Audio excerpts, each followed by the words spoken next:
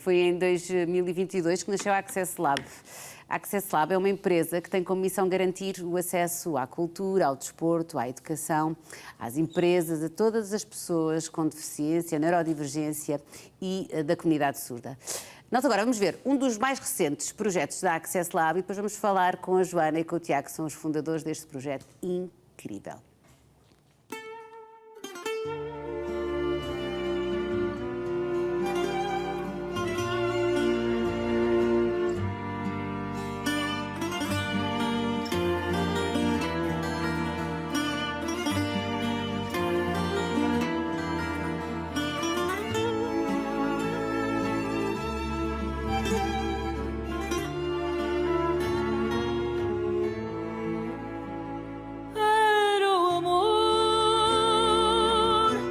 Chegava e partia, estamos os dois, era um calor que arrefecia sem antes nem depois, não era um segredo sem ninguém para ouvir. Era o engano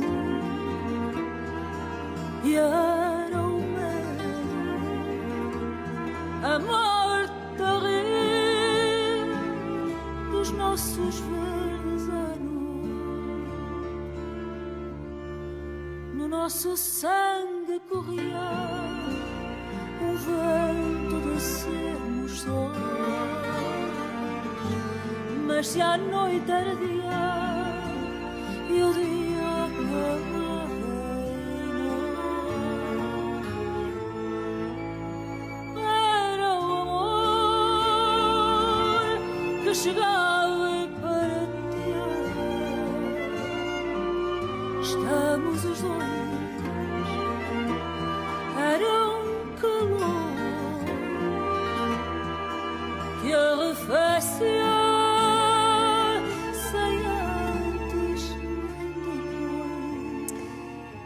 Este é apenas um exemplo de um dos muitos projetos da Access Lab aqui representados pelos seus fundadores, a Joana Godinho e o Tiago Fortuna, que também tenho a honra de considerar amigos. E que nós quisemos trazer aqui ao Conta Lá porque achamos que é importante que o vosso projeto seja conhecido em todas as plataformas. E Tiago, eu sei a história toda, mas eu preciso que tu a contes mais uma vez porque é que surge a Access Lab e qual é que é o objetivo do vosso trabalho. Então, a Access Lab é um projeto que nasce entre mim e a Joana. Vem de uma inquietação grande, inicialmente minha, de achar que em Portugal o trabalho pelas pessoas com deficiência na cultura precisava de uma nova abordagem e de sentir que eu gostava de fazer isso, mas não conseguia fazer isso sozinho. E desafiei a Joana e começámos a pensar em conjunto e acabámos por criar a Access Lab. Criámos-la como empresa, não como associação, por acreditarmos que as pessoas com deficiência devem ser consideradas como potência económica e como parte da economia. E começámos por trabalhar a cultura e projetos, nomeadamente com a comunidade surda, como o Gesto do Fado, para depois começar a trabalhar também o emprego, depois um grande desafio no desporto e agora mais recentemente a educação. E no meio disto passam 4 anos com muitas comunidades e muitas pessoas pelo meio. É incrível, Joana. Passaram 4 anos de um trabalho imenso da vossa parte e que provava a importância e a lacuna que existia em Portugal de um serviço destes, que no fundo também ajuda a sociedade civil e as empresas e os serviços a capacitarem-se eles próprios para a inclusão, certo? Sim, uma lacuna a todos os níveis, continua a existir. Uma lacuna de haver projetos destes em que trazemos a pessoa com deficiência ao centro da tomada de decisão, porque é muito importante. eu já fazia algumas coisas dentro da acessibilidade e não fazia a mínima ideia o que é que andava a fazer, porque não fazia com o Tiago ou com outras pessoas com deficiência ao meu lado. Certo. E eu acho que isto é uma coisa muito importante, que é sempre trazer a pessoa com deficiência ao centro da tomada de decisão. Aliás, vocês trabalham com várias pessoas com deficiência, com Sim. pessoas com neurodivergências, com... Sim, pessoas surdas, com pessoas cegas. Trabalham, quando eu digo trabalham, não é trabalharem para eles, é com eles Com sempre, eles, com fazendo eles na parte nossa da vossa equipa. equipa sempre, porque é isso que faz sentido, não é? É isso que faz sentido, ou seja, é muito mais fácil o trabalho quando se faz e é muito mais rico e, na realidade, se estamos a trabalhar para uma comunidade, a comunidade tem que ser ela própria representada. Mas, para além disso, não só é uma capacitação para todas as entidades que lidam com as pessoas com deficiência, é uma oportunidade de mercado gigante, porque estamos a falar de uma população enorme, que muitas vezes, ou seja, em Portugal, segundo o censos, mais de 1 milhão de pessoas têm alguma deficiência ou incapacidade. Na Europa diz-se que este número poderá ser 15, 20%. Portanto, na realidade, estamos a falar de uma população muito grande que são nossos familiares, parceiros, amigos, clientes, colaboradores. Portanto, é realmente uma lacuna que ainda está a ser conquistada. Daquilo que vocês estão...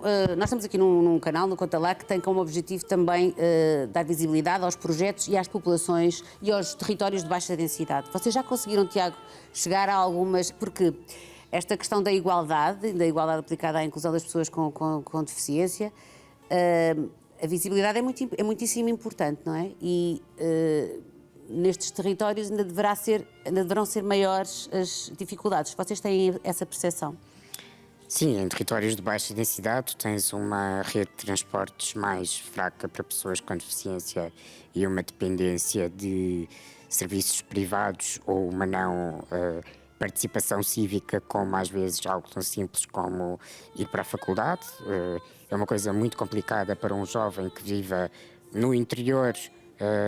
Por exemplo, uma pessoa com quem agora eu tenho falado muito é de Beja, mas para estudar na faculdade tem que ir para Évora e tem que ir com um assistente pessoal. É só um exemplo de uma rapariga de 22 anos, mas acho que é muito expressivo daquilo que acontece. E à medida que vais avançando na vida, isso também se revela numa série de outras coisas, nomeadamente no emprego e nas oportunidades de emprego, que podem não ser as mesmas em territórios de menos densidade do que são na cidade. Mas é importante também ter em consideração que estas pessoas, mesmo nas cidades, não deixam de estar também excluídas. Exato. Por estarem numa situação tão diferente. Há uma certa invisibilidade que é isso que também a Access Lab tenta, com o seu trabalho, combater, no sentido... Mas essa invisibilidade não é só também existe nas grandes cidades, não é? Sim. A invisibilidade é, se calhar, uma das maiores batalhas com que nós temos que lutar todos os dias, em todas as reuniões, em todas as interações fora da nossa equipa. É o grau de invisibilidade com que as pessoas têm que lidar e ao qual estão expostas, e aquilo que temos que preparar, sobretudo quando estamos a trabalhar com consultores externos, para quando eles chegam, serem o mais visíveis possíveis e mais bem tratados e com equidade. E há um trabalho que vocês fazem que me parece que é determinante, que também é de fazer perceber, seja um privado que faça convosco uma formação, seja uma empresa, de que o caminho para a igualdade e para a inclusão faz-se muitas vezes tomando primeiro consciência de que não, ou seja, dos nossos erros, daquilo que podemos melhorar e sem ter receio de assumir, ok, eu não sei, é melhor. Eu quero fazer uma pergunta, mas tenho receio, porque vocês também combatem muito essa barreira que às vezes existe comunicacional para as pessoas terem medo de fazer qualquer coisa errada, de falharem, de serem inconvenientes, de haver um constrangimento, não é? Sim, isso é um dos grandes problemas. Muitas vezes nós não fazemos coisas porque temos medo de errar. E na deficiência temos às vezes um medo adicional, mas também é a desculpa perfeita para não o fazer. Pois, exato. Portanto, temos medo de fazer determinadas perguntas porque não queremos ofender, mas é a desculpa perfeita para não termos que interagir com essa pessoa. Portanto, isto aqui é mesmo... É um equilíbrio. É um equilíbrio. E a ideia é mesmo, nunca... Eu trabalho com o Tiago há 4 anos e eu cometo imensas gafes todos os dias. E eu faço imensas coisas erradas todos os dias e eu, felizmente, aprendo todos os dias relativamente à acessibilidade. E se nós dizemos que o nosso objetivo é trabalhar para deixar de existir, sabemos que estamos muito longe de deixar de existir, porque há muito trabalho pela frente. Mas isso não é um problema. Aqui o que é importante é tentar fazer o primeiro passo e que o primeiro passo seja consequente e que depois do primeiro passo, o segundo não deixe o primeiro passo para trás. Tiago, nós em Portugal ainda estamos então numa fase, temos muito trabalho pela frente, mas ainda estamos numa fase de diagnóstico da situação. Estamos, sem dúvida. É, não é?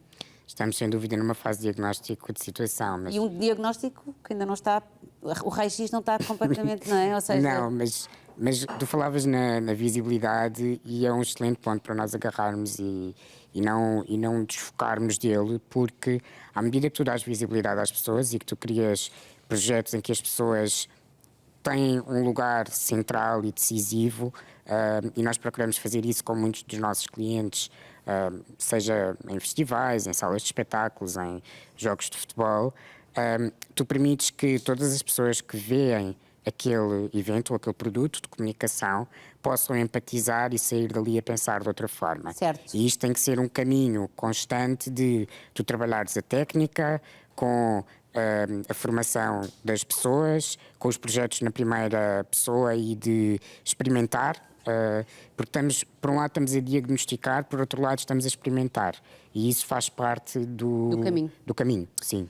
Tiago e Joana, obrigada pelo vosso trabalho. Obrigada por virem aqui ao Conta Lá, que é outro público diferente dos generalistas, mas que tem impacto também nesses territórios onde é preciso chegar e onde certamente o vosso trabalho também é muitíssimo necessário. Quem quiser saber mais sobre a Access Lab, eles têm um site espetacular, eles estão nas redes sociais com grande presença, nós já mostramos as imagens, é só irem à procura que vale mesmo a pena, das coisas boas e necessárias que surgiram neste país nos últimos anos. Obrigada mais uma vez. Obrigado.